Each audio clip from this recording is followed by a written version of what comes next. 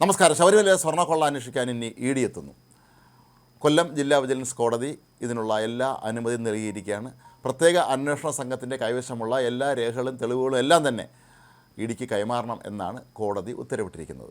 നേരത്തെ പ്രത്യേക അന്വേഷണ സംഘം ഇതിനെ എതിർത്തിരുന്നു. എന്ത് കാരണവശാലാണ് ഇ ഡിയുടെ ഈ നീക്കത്തെ എതിർക്കുന്നത് എന്നുള്ള കാര്യം ഇപ്പോഴും വ്യക്തവുമല്ല. സംസ്ഥാന സർക്കാരിനെ സംബന്ധിച്ചിടത്തോളം പ്രത്യേക അന്വേഷണ സംഘം അന്വേഷിക്കുന്നത് തന്നെയാണ് നല്ലത്.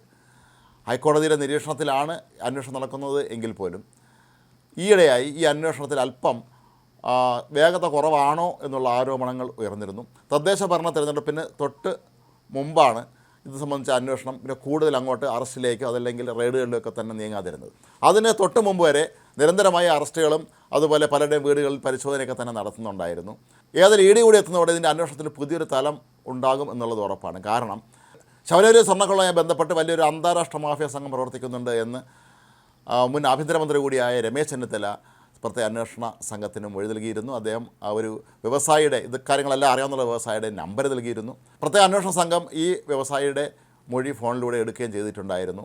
അതായത് ശബരിമലയിലെ ഇനിയും വിലമതിക്കാനാകാത്ത സ്വർണ്ണ ഉരുപ്പടികളും അവിടുത്തെ മറ്റ് പൂജാ വസ്തുക്കളുമൊക്കെ തന്നെ വിദേശ രാജ്യങ്ങളിൽ കൊണ്ടുപോയി ഇതിൻ്റെ ഒരു ആത്മീയ വാല്യൂ അനുസരിച്ച്, അതായത് ഇതിൻ്റെ ഒരു ദൈവികമായ ഒരു മൂല്യം എന്ന് പറഞ്ഞാൽ വളരെ കൂടുതലാണ്. ഒരു സാധാരണ ഒരു പൂജാദ്രവ്യത്തെ പോലെയല്ല ശബരിമല സന്നിധാനത്ത് നിന്ന് നേരിട്ട് എടുത്തുകൊണ്ട് പോയതെന്ന് പറയുമ്പോൾ അതിന് വില കൂടും. അത്തരത്തിൽ അന്താരാഷ്ട്ര തലത്തിലാണ് ഇത് സംബന്ധിച്ച തന്ത്രങ്ങൾ രൂപീകരിച്ചതും മോഷണം നടത്തിയതും എങ്കിൽ ഇ ഡി അന്വേഷണത്തിലായിരിക്കും അത് പെട്ടെന്ന് കണ്ടുപിടിക്കാൻ എളുപ്പമാവുക. കാരണം ഇ ഡിയെ സംബന്ധിച്ചിടത്തോളം ആഗോളതലത്തിൽ നടന്ന ഏത് സാമ്പത്തിക ക്രമക്കേടും ഇന്ത്യക്കാരെ ബന്ധപ്പെടുന്ന സാമ്പത്തിക ക്രമക്കേടുകളും അതുപോലെ പണ ഇടപാടുകളൊക്കെ തന്നെ അന്വേഷിക്കാൻ അവർക്ക് വളരെ പെട്ടെന്ന് കഴിയുകയും ചെയ്യും. കേരള പോലീസിനെ സംബന്ധിച്ചിടത്തോളം ഒരു പരിധിവരെ സർക്കാരിൻ്റെ നിയന്ത്രണം അവരുടെ മേലുണ്ട് എന്നുള്ളത് നിഷേധിക്കാനാവാത്ത ഒരു കാര്യം തന്നെയാണ്. ഇപ്പോൾ പോറ്റിയെ കയറ്റിയെ എന്ന പേരിൽ പുറത്തിറങ്ങിയ ആ പാരഡിയെ പോലും അത് തയ്യാറാക്കിയവരെ പോലെ അറസ്റ്റ് ചെയ്യാനൊക്കെയുള്ള നീക്കം ആദ്യം സർക്കാർ നടത്തിയത് ഈ വിഷയത്തെ സർക്കാർ എന്തുമാത്രം ഭയപ്പെടുന്നു എന്നുള്ളതിൻ്റെ ഒരു പ്രധാന സൂചനയായി കണക്കാക്കാം.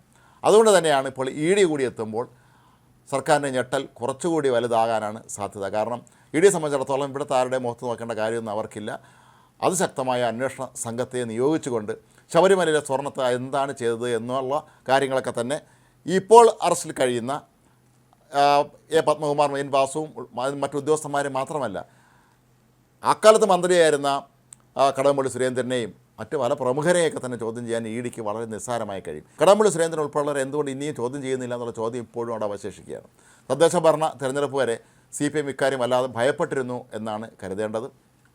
മാത്രമല്ല CPMൻ്റെ ഉന്നത തലങ്ങളിലേക്ക് ഈ അന്വേഷണം കടന്നു ചെല്ലുമോ എന്നും സ്വാഭാവികമായും അന്ന് പാർട്ടി നേതൃത്വത്തിന് സംശയമുണ്ടായിരുന്നു. കാരണം പത്മകുമാർ എന്ന മുൻ ദേവസ്വം ബോർഡ് പ്രസിഡന്റ് CPMൻ്റെ പത്തനംതിട്ടയിലെ ചോദ്യം ചെയ്യപ്പെടാത്ത നേതാവായിരുന്നു, ജില്ലാ സെക്രട്ടേറിയറ്റ് അംഗമായിരുന്നു, MLA ആയിരുന്നു, പിണറായിയുടെ റൈറ്റ് ഹാൻഡ് ആയിരുന്നു പത്തനംതിട്ട ജില്ലയിൽ. അതുകൊണ്ട് തന്നെ ഇയാൾ വിചാരിക്കുന്ന എല്ലാ കാര്യങ്ങളും നടത്തിക്കാനുള്ള അസാമാന്യമായ കഴിവ് പത്മകുമാറിനുണ്ടായിരുന്നു.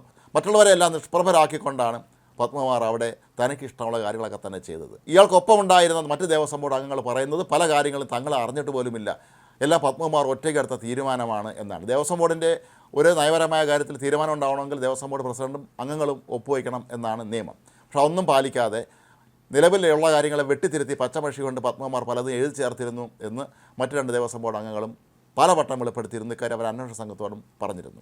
ഏതായാലും ഇ ഡി വരുന്നതോടെ സർക്കാർ വല്ലാതെ വെട്ടിലാകും എന്നുള്ളത് ഉറപ്പാണ്. കാരണം ഇനി നിയമസഭാ തെരഞ്ഞെടുപ്പിന് 3-4 മാസം മാത്രമേ ബാക്കിയുള്ളൂ. കൂടാതെ കഴിഞ്ഞ തദ്ദേശ സ്വയംഭരണ തിരഞ്ഞെടുപ്പിൽ വലിയ തോതിലുള്ള തിരിച്ചടിയാണ് CPMനെ ഏറ്റിരിക്കുന്നത്. അതിലെ പ്രധാന കാരണങ്ങളിലൊന്ന് ശബരിമലയിലെ സ്വർണ്ണക്കൊള്ള തന്നെയാണെന്ന് അവർക്ക് നന്നായിട്ട് അറിയാം.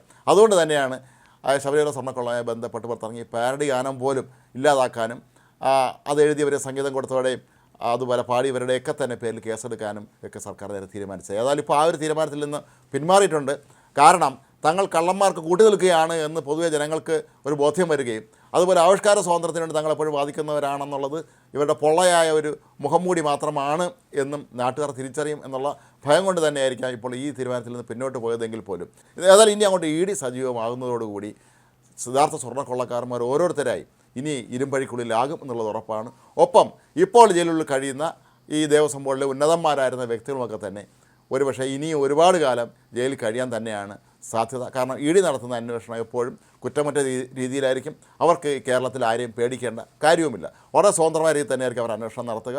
ഒപ്പം കേരള സർക്കാർ നിയമിച്ച പ്രത്യേക അന്വേഷണ സംഘത്തിന് മുന്നിലുള്ള ഏറ്റവും പ്രധാനപ്പെട്ട ഒരു കാര്യം അവർ ഹൈക്കോടതിയുടെ മേൽനോട്ടത്തിലാണ് ഈ അന്വേഷണം നടത്തുന്നതെന്നാണ്. ഇക്കാര്യത്തിൽ എന്തെങ്കിലും പാളിച്ചുണ്ടായാൽ ഹൈക്കോടതി അതിശക്തമായ തോതിൽ തന്നെ ഇടപെടുമെന്നുള്ള ഉറപ്പാണ്. ഇപ്പോൾ തന്നെ ഹൈക്കോടതിയുടെ ശക്തമായ നിരീക്ഷണം ഈ അന്വേഷണത്തിലുണ്ട് എന്നുള്ളതും വളരെ പ്രധാനപ്പെട്ട ഒരു വസ്തുതയാണ്.